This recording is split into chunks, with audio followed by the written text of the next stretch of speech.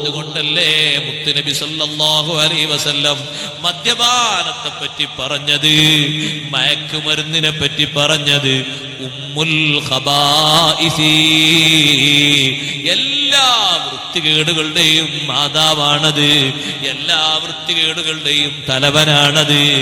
5 അംഗങ്ങളെ ഒരു കുടുംബത്തിലുള്ള ബാപ്പ, ഉമ്മ, സഹോദരി, സഹോദരൻ, 5 അംഗങ്ങളെ ഒരു രാത്രിയില് വെട്ടി നിരത്തിയത് മദ്യപാനമല്ലയോ? ഏറ്റവും അധികം നമ്മുടെ നാട്ടില് പിഞ്ചു കുഞ്ഞുങ്ങളെ കൊല്ലാകൊല നടത്തിയത് മദ്യപാനവും മയക്കുമരുന്നുമല്ലയോ? 5 വയസ്സുകാരിയായ പെൺകുട്ടിയെ ഈ അടുത്ത് കല്ലുകൊണ്ട് കുത്തിച്ചതച്ചൊരാൾ കൊലപ്പെടുത്തിയതിന്റെ പിന്നിലും മദ്യപാനമല്ലയോ? മയക്കുമരുന്നല്ലയോ? എല്ലാ നാശങ്ങളുടെയും തലവനാണത്, എല്ലാ അനാവശ്യങ്ങളുടെയും തലവനാണത്. ആ പെൺകുട്ടിക്ക് വേണ്ടി ദ്വേർന്നു കൊടുക്കാൻ എനിക്ക് തോന്നി. ഇപ്പോഴും എനിക്കത് ആലോചിക്കുമ്പോ സന്തോഷമാണ്. നല്ല ഇഖ്ലാസുള്ള മോളാണ്. യുവതീ യുവാക്കളോട് ഞാൻ പറയട്ടെ, പലയിടത്തും ഫെസ്റ്റിവൽ നടക്കുമ്പോ, ആഘോഷങ്ങൾ നടക്കുമ്പോ അതിന്റെ മറ സ്വീകരിച്ച് നടക്കുന്ന അനാചാരങ്ങള് നഊദു ബില്ലാഹ് കയ്യും കണക്കുമില്ല. തെറ്റിപ്പോകുന്ന സാഹചര്യം വരുമ്പോ വീട്ടിലിരിക്കുന്നതാണ് കൂട്ടുകാരാ നല്ലത്, ലീവ് എടുക്കുന്നതാണ് പെങ്ങളെ നല്ലത്. അഭിമാനം പണയം വെക്കണ്ടല്ലോ. യുവാക്കളെ, യുവതികളെ, മറ്റൊരാൾക്ക് മനസ്സും ശരീരവും കൈമാറുന്നതിന്റെ മാർഗമായി ഒരിക്കലും മാപ്പർഹിക്കാത്ത ശിക്ഷയ്ക്ക് വിധേയരാകരുത്. ജഹന്നമാണ് അല്ലാഹു കണക്കാക്കിയിരിക്കുന്നത് ഒരു കുഞ്ഞിനെ കൊല്ലാൻ. ഇത്രയും കടുത്തുപോയ മനസ്സ് എത്രമാത്രം മൃഗീയമായ മനസ്സാണ്. കത്തി കയ്യിൽ പിടിച്ചിട്ടും ഹുബൈബ് തങ്ങൾ പറഞ്ഞില്ലേ, സൈനബേ, കുട്ടിയെ ഞാൻ കൊല്ലൂല, അങ്ങനെ നിങ്ങൾ വിഷമിക്കണ്ട. കുട്ടികൾക്ക് സ്നേഹം പകർന്നു കൊടുക്കുന്നത് മുത്തുനബിയിൽ നിന്ന് അങ്ങോട്ട് കണ്ട ശിഷ്യനാണ് ഹുബൈബ് റളിയല്ലാഹു അൻഹു. ഉപ്പമാരെ, ചെറുപ്പക്കാരെ, കുട്ടികൾ നമ്മളെ മടിയിൽ മൂത്രൊഴിച്ചു, അല്ലെങ്കിൽ നമ്മുടെ ഡ്രസ്സിൽ കാട്ടിച്ചു, വഴക്ക് പറയരുത് കേട്ടോ, ചീത്ത പറയരുത് കേട്ടോ. കുടില മനസ്സിന്റെ ഉടമകളാകരുത്, ആർദ്രതയുള്ള മനസ്സിന്റെ ഉടമകളാകണം. ഹബീബുനാ റസൂലുള്ളാഹി സ്വല്ലല്ലാഹു അലൈഹി വസല്ലം തങ്ങൾ കട്ടിലിൽ കിടക്കുമ്പോ ആയിഷ ഉമ്മയെ കാണാൻ വേണ്ടി വന്ന ഒരു പെണ്ണ്, ആ പെണ്ണിന്റെ ഒക്കത്തിരിക്കുന്ന ചെറിയൊരു കുട്ടി, ഒരു 3 വയസ്സ് 3.5 വയസ്സ് പ്രായമുള്ള കുട്ടിയാണ്. കുട്ടികൾ ഒക്കത്തിരിക്കൂലല്ലോ, എന്തെങ്കിലും കണ്ടാ താഴോട്ടിറങ്ങൂലേ? ആ കുട്ടികളുടെ പ്രകൃതി അങ്ങനെയാണ്. കുട്ടി താഴോട്ടിറങ്ങി, പതുക്കെ പതുക്കെ നടന്നു വന്ന കുട്ടി മുത്തുനബി തങ്ങളെ കട്ടിലിൽ കയറി. കട്ടിലിൽ കയറിയ കുട്ടിയെ നബി സല്ലല്ലാഹു അലൈഹി വസല്ലം പള്ളന്റെ മേലെ കയറ്റി വെച്ചു. നോക്ക് നിങ്ങൾ, തങ്ങൾ ആ കുട്ടിനേറ്റ് അങ്ങനെ കളിക്കാണ്, തങ്ങൾ കിടക്കാണ്. കിടന്നിട്ട് മുത്തുനബി തങ്ങളെ കുട്ടിയല്ലേ, ഏതോ ഒരു പെണ്ണ് ആയിഷ ബീവിയെ കാണാൻ വേണ്ടി വന്നൊരു ഉമ്മ, ആ ഉമ്മാന്റെ കുട്ടി എങ്ങനെ പള്ളമ്മലിരുത്തിയിട്ട് തങ്ങൾ അങ്ങനെ കളിക്കാണ്. ഈ കളിയുടെ ഇടയിൽ കുട്ടി അങ്ങ് മൂത്രൊഴിച്ചു. നമ്മളൊക്കെ നന്നാകണമെങ്കിൽ എന്നും നമ്മളെ മടിയിൽ മൂത്രമൊഴിക്കണം കുട്ടികൾ, നല്ല നന്നാകുള്ളൂ. ചില ആളുകളൊക്കെ ഉണ്ട് ചൂടാകുന്ന കേട്ടാൽ മൂത്രമൊഴിക്കാൻ മുട്ടുമ്പോ അവരെ മടി കൊണ്ടിരുത്തണം. എന്തിനാ ചൂടാണ്, എന്തിനാ ദേഷ്യപ്പെടുന്നു? ആ കുട്ടിയെ അപ്പൊ നോക്കുന്നുണ്ടാവും, പഠിച്ചോനെ ഇതാണോ ബാപ്പ, ഇത് ബാപ്പ ആണ്ടില്ലേന്ന് ചിലപ്പോ കുട്ടിക്ക് എത്തുണ്ടാവും.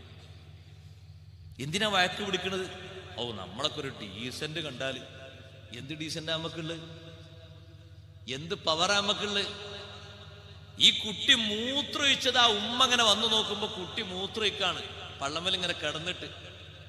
ആരെ പള്ള എന്ന് പറയുന്നത് നിങ്ങൾക്ക്?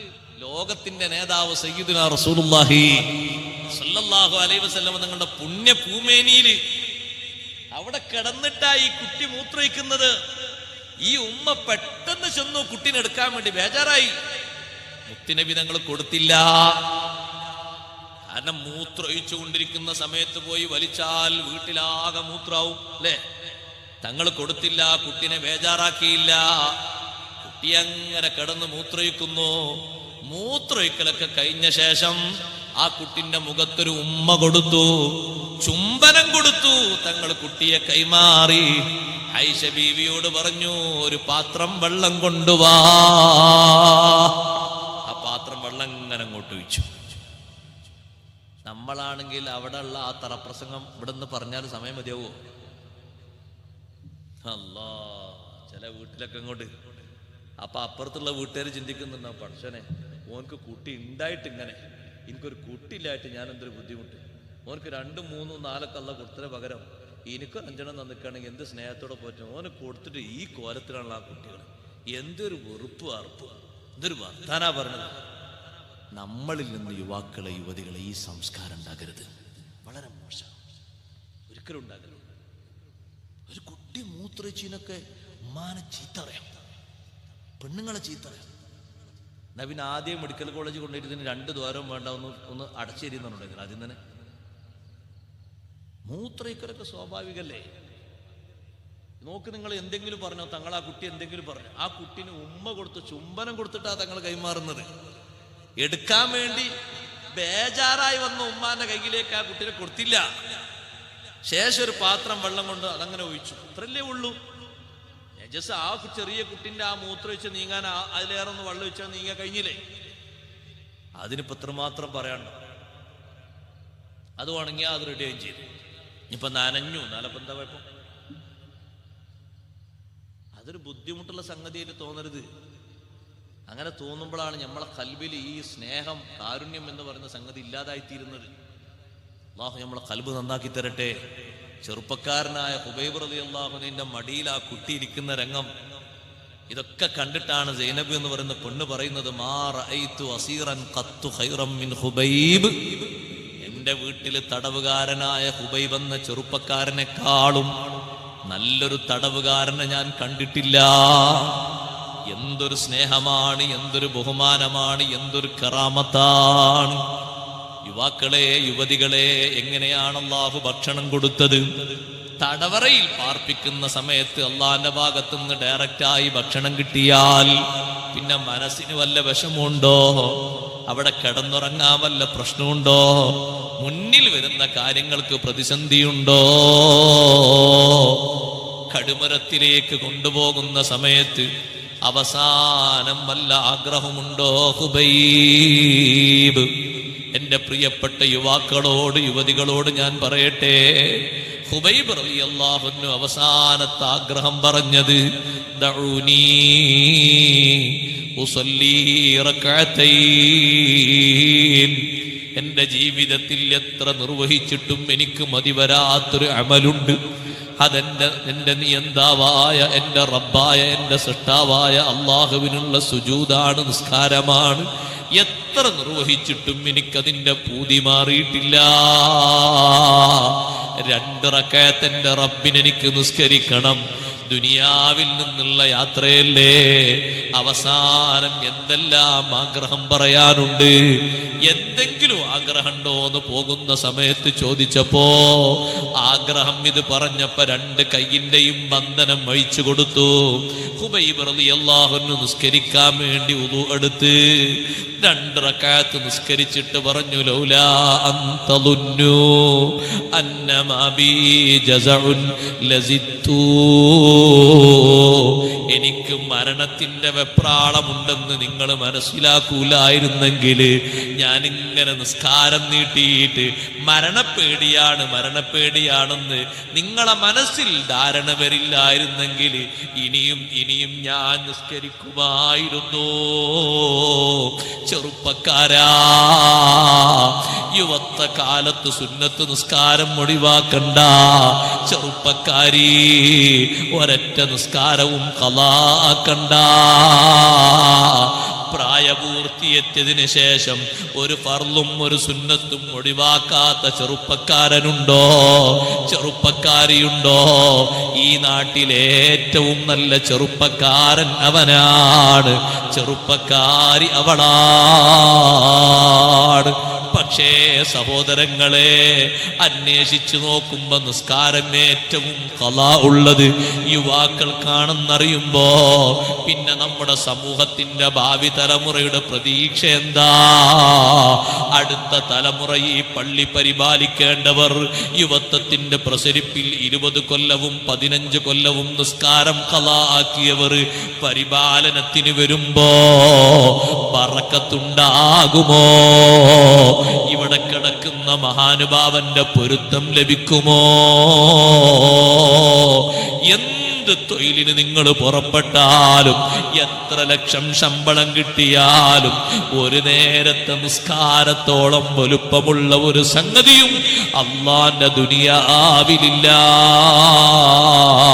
അതുകൊണ്ട് ഏത് പഠനമാണെങ്കിലും, ഏത് ക്യാമ്പാണെങ്കിലും, ഏത് കോച്ചിങ് ക്യാമ്പാണെങ്കിലും ഒരു നിസ്കാരവും വിട്ടുപോകണ്ട. ചെറുപ്പക്കാരന്മാരുടെ കൂട്ടത്തിൽപ്പെട്ട ഹുബൈബ് ഇബ്നു അദി റളിയല്ലാഹു അൻഹുവിന് എന്തെല്ലാം ആഗ്രഹം പറയാം. പക്ഷേ ഏറ്റവും മുന്തിച്ച ആഗ്രഹം, ആദ്യമായി നമ്മുടെ സമൂഹത്തില് കൊലക്കാരന് മുമ്പിൽ നിസ്കരിച്ചുകൊണ്ട് മാതൃകയാക്കിയ മഹാൻ, അവ്വലു മൻ സന്ന സ്വലാത്ത ഇൻദൽ ഖത്ലി, കൊലപാതകം നടക്കുന്നതിന്റെ മുമ്പ് തൂക്കുമരത്തിന്റെ തൊട്ടു മുന്നില് അള്ളാഹുവിന് വേണ്ടി 2 റക്അത്ത് നിസ്കരിച്ച് ആദ്യമായി മാതൃക കാണിച്ച യുവാവ് സയ്യിദുനാ ഹുബൈബ് റളിയല്ലാഹു അൻഹുവാണ്. സഹോദരങ്ങളെ, ഹുബൈബ് റളിയല്ലാഹു അൻഹു 2 റക്അത്ത് നിസ്കരിച്ച് കഴുമരത്തിന്റെ പടിയിലേക്ക് കാലെടുത്ത് വെക്കുമ്പോ 400-ലധികം കിലോമീറ്റർ അപ്പുറത്തുള്ള മുത്തുനബി തങ്ങൾക്കൊരു സലാം പറയുന്നു. അന്ന് അള്ളാഹുവിന്റെ ഹബീബ് മദീനയിൽ ഹയാത്തുണ്ട്. പിന്നെ പറയേണ്ടത് മുത്തുനബി തങ്ങളോടല്ലേ. അള്ളാഹുവിനോട് സമ്മതം ചോദിച്ചല്ലോ 2 റക്അത്ത് നിസ്കരിച്ചിട്ട് ഈ ദുനിയാവിൽ നിന്നുള്ള യാത്രക്ക് അള്ളാഹുവിനോടുള്ള മഹബത്ത് കഴിഞ്ഞാൽ ഏറ്റവും അധികം ഒരാളെ മനസ്സിലും ശരീരത്തിലും വാക്കിലും നോക്കിലും പ്രവൃത്തിയിലും സ്ഥാനം നൽകപ്പെടേണ്ടതാർക്കാണ്? സയ്യിദുനാ മുഹമ്മദുർ റസൂലുള്ളാഹി സ്വല്ലല്ലാഹു അലൈഹി വസല്ലമ തങ്ങൾക്ക് കഴുമരത്തിന്റെ പടിയിലേക്ക് കയറുമ്പോ അസ്സലാമു അലൈക യാ റസൂലല്ലാഹ്, സ്വഹാബത്തിന്റെ കൂട്ടത്തിലിരിക്കുന്ന മദീനയിലെ നബി തങ്ങള് വഅലൈക്കസ്സലാം യാ ഹുബൈബ്, സലാം അടക്കിയപ്പോ സ്വഹാബത്ത് ചോദിച്ചു, അല്ലാഹുവിന്റെ റസൂലേ, ഹുബൈബ് റളിയല്ലാഹു അൻഹു എവിടെ? നമ്മുടെ ഹുബൈബിനെ ശത്രുക്കൾ കഴുമരത്തിലേക്ക് കയറ്റുന്നതിന്റെ മുമ്പ് ഹുബൈബ് അവസാനം പറഞ്ഞ ആഗ്രഹം അറിയുമോ? മദീനയിലുള്ള സ്വഹാബത്തിനോട് തത്സമയം നബി തങ്ങൾ വിശദീകരിച്ചു കൊടുക്കുകയാണ്. നമ്മുടെ ഹുബൈബ് അവസാനം പറഞ്ഞ ആഗ്രഹം 2 റക്അത്ത് എനിക്ക് നിസ്കരിക്കണമെന്നാണ്. നിസ്കാരം കഴിഞ്ഞ് സ്റ്റെപ്പിലേക്ക് കാലെടുത്ത് വെക്കുമ്പോ എനിക്കൊരു സലാം പറഞ്ഞു. ആ സലാമാണ് ഞാൻ മടക്കിയത്. അടുത്ത കാല് മേലോട്ട് വെക്കുമ്പോ ഹുബൈബ് റളിയല്ലാഹു അൻഹു ഒരു പ്രാർത്ഥന നടത്തി. ആ ചെറുപ്പക്കാരന്റെ ദുആ അല്ലാഹു ഖബൂലാക്കി. അല്ലാഹുമ്മ അഹ്സിഹിം അദദാ വഖ്തുൽഹും ബിദദാ വലാ തബ്ഖ മിൻഹും അഹദാ. എന്നെ കഴുമരത്തിലേറ്റുന്നതിന് കരുക്കൾ നീക്കിയ ഹാരിസിന്റെ മക്കളില്ലേ, അടുത്ത കൊല്ലം ഈ ടൈമാകുമ്പോ ഒരൊറ്റെണ്ണത്തിനെയും ഭൂമിയിൽ ബാക്കി വെക്കരുത് അല്ലാ. എല്ലാവരെയും നശിപ്പിക്കണേ അല്ലാ. പിറ്റത്തെ കൊല്ലം ആ സമയമാകുമ്പോ ഹാരിസിന്റെ മക്കൾ ഒരൊറ്റ ഒന്ന് പോലും അള്ളാന്റെ ഭൂമി ലോകത്ത് ബാക്കിയില്ല. 2 റക്അത്ത് നിസ്കരിച്ചിട്ട് സലാം പറഞ്ഞത് മദീനയിൽ നിന്ന് നേതാവ് ലൈവായി മടക്കിയില്ലേ. ഹുബൈബ് തങ്ങൾ ഏറ്റവും വലിയൊരു കറാമത്തല്ലേ അത്. ആ സലാം ഇവിടുന്ന് അങ്ങോട്ട് കേട്ടു എന്ന് മാത്രമല്ല, അവസാനം മുത്തുനബി തങ്ങളെ സലാം കേട്ടിട്ടല്ലേ കടുമരത്തിലേക്ക് കയറുന്നത്. ഹബീബായ തങ്ങളെ സലാം കേട്ടിട്ട് മരണത്തിലേക്ക് നീങ്ങുമ്പോ പ്രയാസമുണ്ടോ, പ്രതിസന്ധിയുണ്ടോ? തിരിച്ചു പറഞ്ഞ സലാമു ഹുബൈബ് തങ്ങൾ കേട്ടില്ലേ? ഇവിടുന്ന് അങ്ങോട്ട് പറഞ്ഞ സലാമു മാത്രമല്ല കേട്ടത്, അവിടുന്ന് ഇങ്ങോട്ട് പറഞ്ഞ സലാമും കേട്ടു. അടുത്ത സ്റ്റെപ്പിലേക്ക് കാല് വെച്ച് ഹുബൈബ് തങ്ങൾ പറഞ്ഞില്ലേ, വലസ്തു ബാലിഹീന ഉഖ്തലു മുസ്ലിമാ അലാ അയ്യി ശിഖ്ഖിൻ കാന ലില്ലാഹി മസ്റഈ വദാലിക ഫീ ദാത്തിൽ ഇലാഹി وإن يشأ يبارك على أوصال شلب ممزع. എനിക്കൊരു പരാതിയുമില്ല, ഞാൻ മരിക്കുന്നത് അള്ളാന്റെ മാർഗത്തിലല്ലേ. ഞാൻ മരിക്കുന്നത് കുറ്റകൃത്യം ചെയ്തൊരു ശിക്ഷ അനുഭവിച്ചിട്ടല്ലോ, ഞാൻ മരിക്കുന്നത് അക്രമപരമായിട്ടല്ലോ, ഞാൻ മരിക്കുന്നത് ചതിയിലൂടെ അല്ലല്ലോ. വലസ്തു ഉബാലി ഹീന ഉഖ്തലു മുസ്ലിമാ, മുസ്ലിമായി എന്നെ കഴുമരത്തിലേറ്റപ്പെടുന്നതിന് എനിക്കൊരു പരാതിയുമില്ല. ഏത് നിലക്ക് ഞാൻ മരിച്ചു വീണാലും എന്റെ ശരീരത്തിന്റെ ഓരോ ഭാഗങ്ങളിലും റബ്ബ് തആല ബറക്കത്ത് നൽകും, അല്ലാഹു കാവൽ നൽകും, എനിക്കൊരു പരാതിയുമില്ല. ആ കടുമരത്തിന്റെ മുകളിൽ ഹുബൈബ് റളിയല്ലാഹു അൻഹു എത്ര ദിവസം കിടന്നു എന്നറിയോ? അവിടേക്കാണ് എന്റെ വിഷയം. ഞാനൊരു ചരിത്രം പറഞ്ഞ് നീട്ടിയല്ല. അസ്ഹാബുൽ കഹ്ഫ് 300 കൊല്ലം കടന്നിട്ട് ശരീരത്തിൽ എന്തെങ്കിലും ഒരു ഉറുമ്പ് പോലും അരിച്ചോ?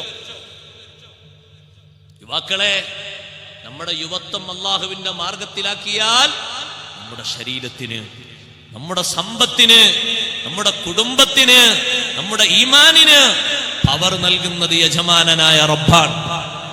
അള്ളാഹുവാണ് അതിന് ബഹുമാനം നൽകുന്നത്. തിരുത്താൻ ഒരാൾക്കും കഴിയില്ല, പറിച്ചു മാറ്റാൻ ഒരാൾക്കും കഴിയില്ല. യുവത്വത്തിന്റെ പ്രസരിപ്പ് ദീനിന്റെ വഴിയിലായിട്ട് മാത്രം ചെലവഴിക്കുക. ഭൗതികതയ്ക്ക് വേണ്ടി യുവത്വത്തിന്റെ പ്രസരിപ്പും യുവത്വത്തിന്റെ പ്രചോദനവും യുവത്വത്തിന്റെ മാസ്മരികതയും ദുനിയാവിന്റെ ലാഭത്തിന് വേണ്ടി ഭൗതികതയ്ക്ക് വേണ്ടി ഇപ്പത്തെ കാലത്ത് ഇങ്ങനൊക്കെയല്ലേ നടക്കുള്ളൂ എന്ന് കരുതിയിട്ട് ചെലവഴിക്കരുത്. അള്ളാഹുവിന്റെ പൊരുത്തത്തിന് വേണ്ടി ചെലവഴിക്കണം. ഒരൊറ്റ നിസ്കാരവും നിന്റെ പരടിയിൽ ഖളാ ഉണ്ടാകരുത്.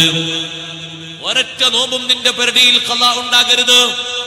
ഒരൊറ്റ ഹറാമിയത്തും നിന്റെ ഭാഗത്ത് വലിയ സന്തോഷമായിട്ട് നിനക്ക് തോന്നരുത്. നിന്റെ ജീവിതത്തിൽ വലിയ പ്രസരിപ്പായിട്ട് പതിവായിട്ട് ഒരു ഹറാം നീ പ്രവർത്തിച്ചു മുന്നോട്ട് നീങ്ങരുത്. ദൗർഭാഗ്യകരമായിട്ട് എപ്പോഴെങ്കിലും ഒന്ന് സംഭവിച്ചു പോയെങ്കിൽ പശ്ചാത്തപിച്ചു മടങ്ങണം. മേലാൽ അതിലേക്കില്ലെന്ന് പറഞ്ഞ രീതിയിൽ മടങ്ങണം. ശേഷിക്കുന്ന യുവത്വം അള്ളാഹുവിന്റെ പൊരുത്തത്തിലായി കിട്ടാൻ വലിയ കാവലല്ലേ അള്ളാഹു തആല തരുന്നത്. ഹുബൈബ് ബിൻ അദി റളിയല്ലാഹു അൻഹുവിന്റെ ശരീരം 40 ദിവസം കിടന്നു കടിമരത്തില്. നഖം കൊഴിഞ്ഞു പോയോ? നമ്മുടെ കേരളത്തിൽ 3 ദിവസം 4 ദിവസം കഴിഞ്ഞിട്ട് പോസ്റ്റ്മോർട്ടത്തിന് ഖബർ മാന്തിയിട്ടേ 4 ദിവസം കഴിഞ്ഞ് ഖബർ മാന്തിയിട്ട് കണ്ണ് കാണില്ല, പല്ലില്ല, മൂക്കില്ല, ചെവിയില്ല, കാതില്ല, കൈയിന്റെ വിരലുകളില്ല. ആരേതൊക്കെ കൊണ്ടുപോയി? ശരീരത്തിന് പവർ ഉണ്ടെങ്കിൽ ഒരു രോമം പോലും പോകില്ല സഹോദരങ്ങളെ. യുവത്വത്തിൽ പ്രസരിപ്പോടെ ഈമാനോടെ ജീവിക്കണം. അല്ലാതെ കുടുംബത്തിന്റെയും തറവാടിന്റെയും മറ്റും മഹിമന്റെ പേരിലൊന്നും അത് കിട്ടുന്ന ആരും കരുതരുത്. അള്ളാഹുവിന്റെ മാർഗത്തിൽ നമ്മുടെ ആയുഷ്കാലത്തിന്റെ ഏറ്റവും വിലയേറിയ കാലം പടച്ച റബ്ബിന്റെ പൊരുത്തത്തിലായി ചെലവഴിക്കണം. ദുനിയാവിൽ കിട്ടുന്നതിനേക്കാളും വലിയ സുഖാണ് അള്ളാഹു തആല തരിക. 40 ദിവസമായിട്ടും കടിമരത്തിൽ നിന്ന് ഇറക്കാതിരുന്നപ്പോൾ മദീനത്ത് നിന്ന് 2 സ്വഹാബിമാരെ പറഞ്ഞയച്ചു. സയ്യിദുനാ റസൂലുള്ളാഹി സ്വല്ലല്ലാഹു അലൈഹി വസല്ലം പറഞ്ഞു, നിങ്ങൾ പോയിട്ട് കടിമരത്തിൽ നിന്ന് ഹുബൈബ് തങ്ങളെ താഴോട്ടിറക്കണം. എവിടെങ്കിലും ഒന്ന് കുഴി കുഴിച്ചിട്ട് ഹുബൈബ് തങ്ങളെ മറവ് ചെയ്യണം. 2 സ്വഹാബിമാർ പോയി. പരിസരങ്ങളിലൊക്കെ മധോന്മത്തരായ കാവൽക്കാർ കിടക്കുന്നു. മുശ്രിക്കുകളായ നേതാക്കൾ മുഴുവനും കുടിച്ച് മതിച്ച് സുഖിച്ച് കിടക്കുകയാണ്. പതുക്കെ കഴുമരത്തിലേക്ക് കയറി ഖുബൈബ് തങ്ങളെ രോമത്തിന് പോലും മാറ്റമില്ല. നീ ഒരു പവറില്ലാത്ത ജീവിതം ജീവിച്ച ആളാണോ? അള്ളാന്റെ മാർഗത്തിലായിട്ട് യുവത്വം ചെലവഴിക്കാത്ത ആളാണോ? പടച്ച റബ്ബിന്റെ പൊരുത്തത്തിലായി ജീവിക്കാത്തവനാണോ?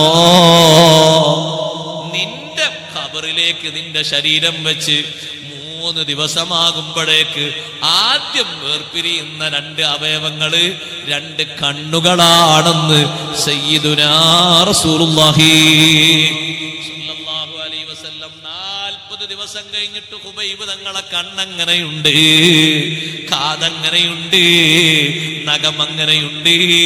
ഒരൊറ്റ അവയവങ്ങൾക്കും ഒരു ചേഞ്ചുമില്ല. ശരീരത്തിൽ എവിടെയെങ്കിലും പോറലേറ്റിട്ടുണ്ടോ? ഇല്ല.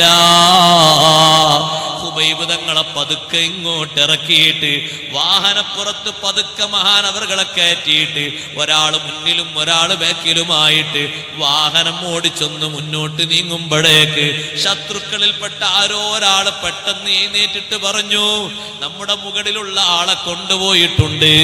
എല്ലാവരും സടകുടഞ്ഞെഴുന്നേറ്റു, വാഹനമെടുത്ത് പിന്നാലെ വിട്ടു.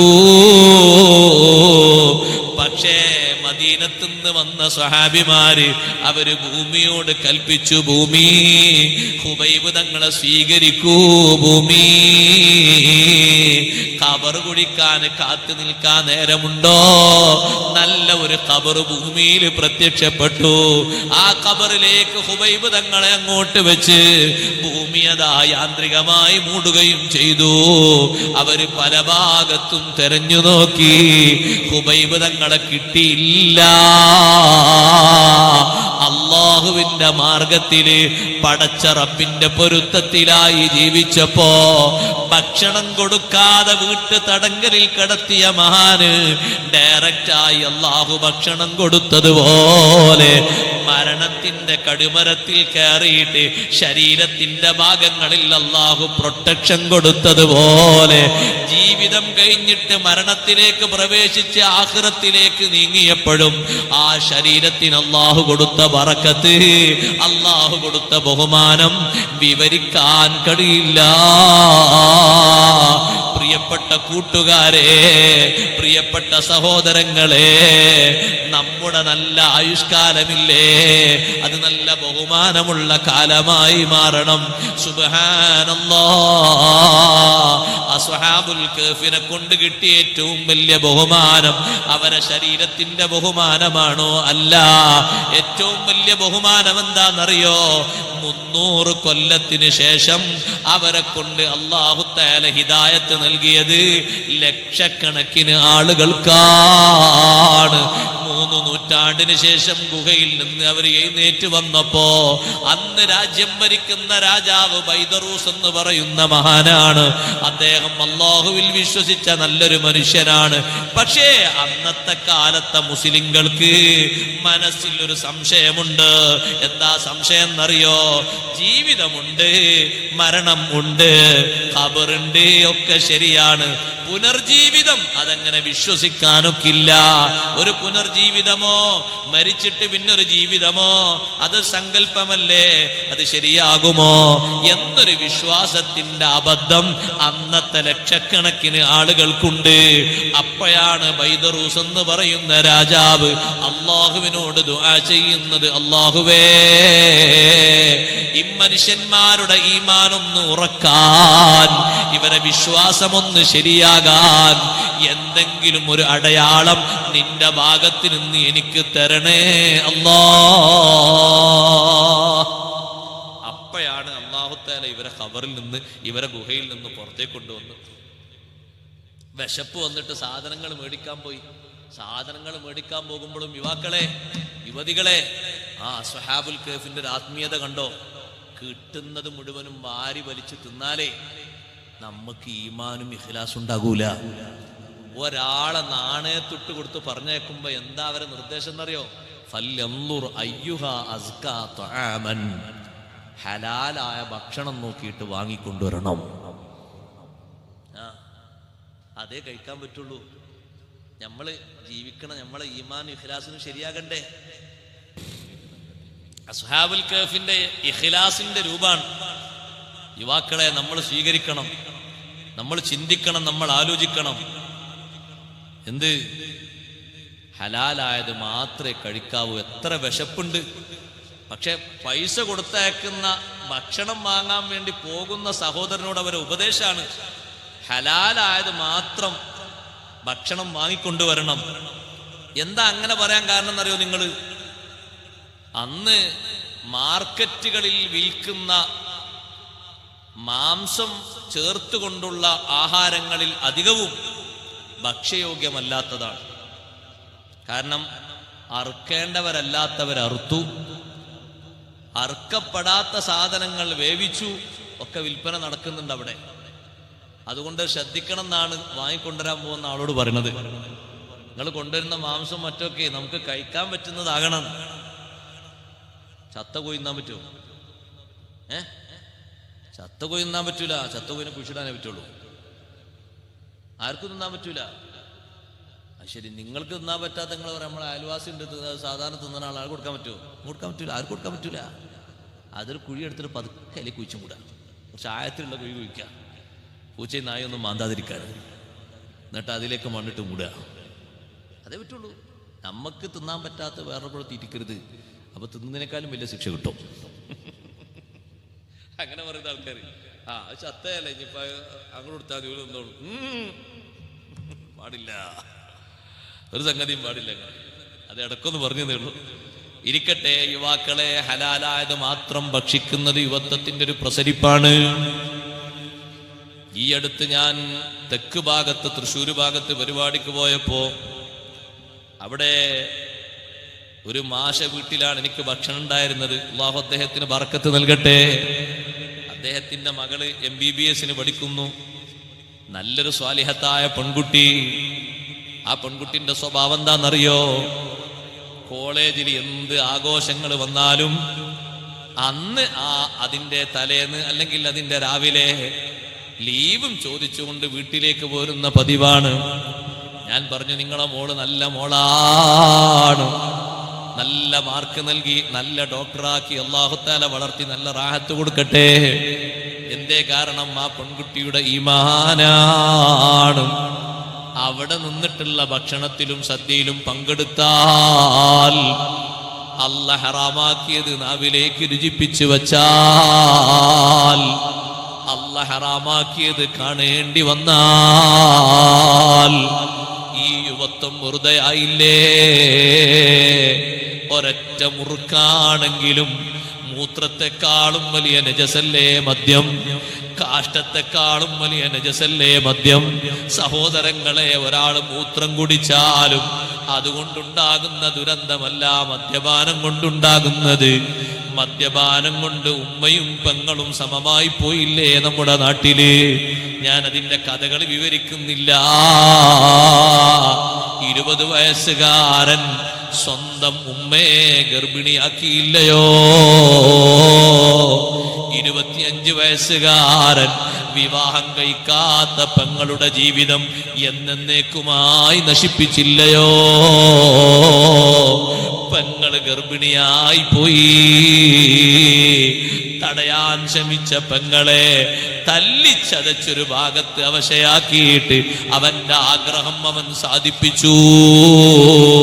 അതുകൊണ്ടല്ലേ മുത്തുനബി സല്ലല്ലാഹു അലൈഹി വസല്ലം മദ്യപാനത്തെ പറ്റി പറഞ്ഞത്, മയക്കുമരുന്നിനെ പറ്റി പറഞ്ഞത് ഉമ്മുൽ ഖബായിസി, എല്ലാ വൃത്തികേടുകളുടെയും മാതാവാണത്, എല്ലാ വൃത്തികേടുകളുടെയും തലവനാണത്. 5 അംഗങ്ങളെ ഒരു കുടുംബത്തിലുള്ള ബാപ്പ, ഉമ്മ, സഹോദരി, സഹോദരൻ, 5 അംഗങ്ങളെ ഒരു രാത്രിയില് വെട്ടി നിരത്തിയത് മദ്യപാനമല്ലയോ? ഏറ്റവും അധികം നമ്മുടെ നാട്ടില് പിഞ്ചു കുഞ്ഞുങ്ങളെ കൊല്ലാകൊല നടത്തിയത് മദ്യപാനവും മയക്കുമരുന്നുമല്ലയോ? 5 വയസ്സുകാരിയായ പെൺകുട്ടിയെ ഈ അടുത്ത് കല്ലുകൊണ്ട് കുത്തിച്ചതച്ചൊരാൾ കൊലപ്പെടുത്തിയതിന്റെ പിന്നിലും മദ്യപാനമല്ലയോ? മയക്കുമരുന്നല്ലയോ?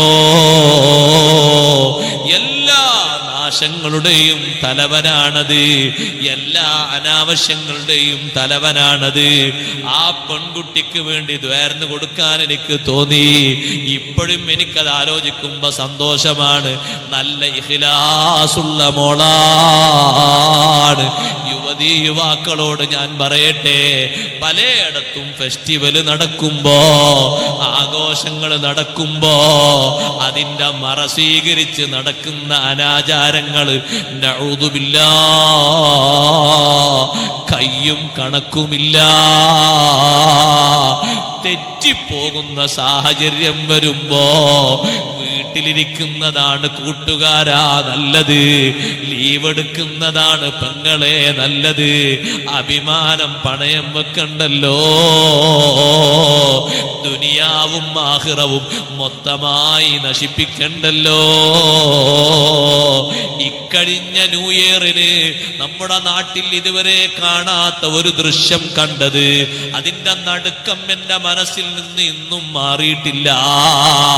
543 കോടിയാണ് കേരളത്തിന്റെ ജനുവരി 1 വരുമാനം.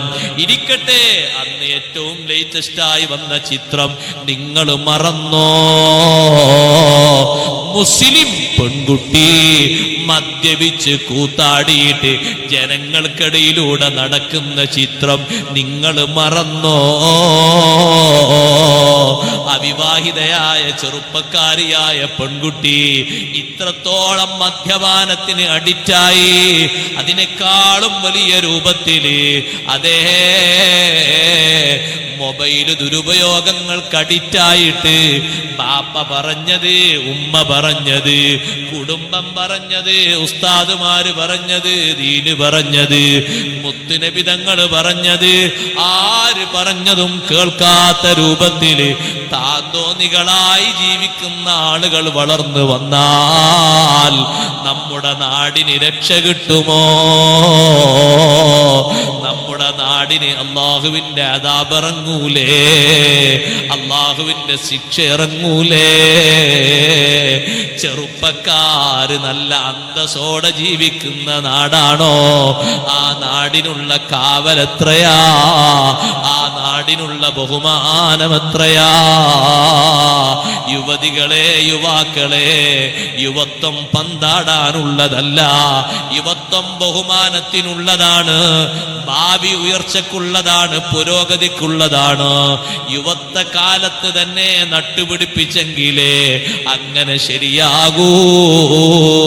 അസ്ഹാബുൽ കഹ്ഫിന്റെ ഉപദേശം വിശന്ന് ഒട്ടിയ സമയത്തും എന്തെങ്കിലും വാങ്ങിക്കൊണ്ടുവാന്നല്ല, ഫല്ലൻദുർ അയ്യുഹാ അസ്കാ തഅമാ, ഹലാലായ ഭക്ഷണം നോക്കിയിട്ട് വാങ്ങിക്കൊണ്ടുവരണേ. അല്ലെങ്കിൽ നമ്മൾ ചൊല്ലിയ ദിക്റ്, നമ്മൾ ചൊല്ലിയ ദുആ, നമ്മൾ അല്ലാഹുവിൽ വിശ്വസിച്ച വിശ്വാസം, ഇതിനെല്ലാം കുഴപ്പം വന്നു ചേരും. അല്ലാഹു നമ്മളെ കാത്തു രക്ഷിക്കട്ടെ. മയക്കുമരുന്നിന്റെയും മദ്യപാനത്തിന്റെയും പിടിയിലമർന്നിട്ട് ലക്ഷക്കണക്കിനും കോടിക്കണക്കിനും ഒക്കെ ആസ്തി ഉണ്ടാക്കുന്ന ഒരു തലമുറ നമ്മുടെ നാട്ടിൽ ഓരോ ദിവസവും വളർന്ന് വളർന്ന് വർദ്ധിച്ചു വരികയാണ്. അല്ലാഹു നമ്മളെ കാത്തു രക്ഷിക്കട്ടെ. എൻ്റെ ഉപ്പമാരോട് ഞാൻ പറയട്ടെ, ഉമ്മമാരോട്, നല്ല ഹലാലായ ഇസ്ലാമിക അന്തരീക്ഷത്തിലുള്ള തൊഴിലുകൾ മക്കൾക്ക് പഠിപ്പിക്കണം. എന്തെങ്കിലും തൊഴിൽ വിടാൻ ആരെയെങ്കിലും കൂടെ മക്കളെ പറഞ്ഞേക്കരുത്, ഒരിക്കലും വിടരുത്. ഇന്ന് നമ്മൾ അന്വേഷിക്കുമ്പോൾ ആൺകുട്ടികളും പെൺകുട്ടികളും തൊഴിലാളികളായിട്ടുള്ള ആളുകൾ മയക്കുമരുന്നിൻ്റെയും മദ്യപാനത്തിൻ്റെയും പിടിയിൽ അമരാൻ കാരണം വീട്ടിലുള്ള രക്ഷിതാക്കളെ കുറവല്ല, പണിക്ക് പോകുന്ന ആളുകളുടെ കൂട്ടത്തിലുള്ള ഫ്രീഡം ഉപയോഗിച്ച് അവരിൽ നിന്ന് കിട്ടിയത് നുണഞ്ഞ് ആ കൂട്ടുകെട്ടിൽ നിന്ന് ഗ്രസിച്ചു വന്നതാണ് മിക്കതും. അതുകൊണ്ട് ബാപ്പമാര്, ഉമ്മമാര് വളരെ ജാഗ്രതയോടെ ശ്രദ്ധിക്കണം.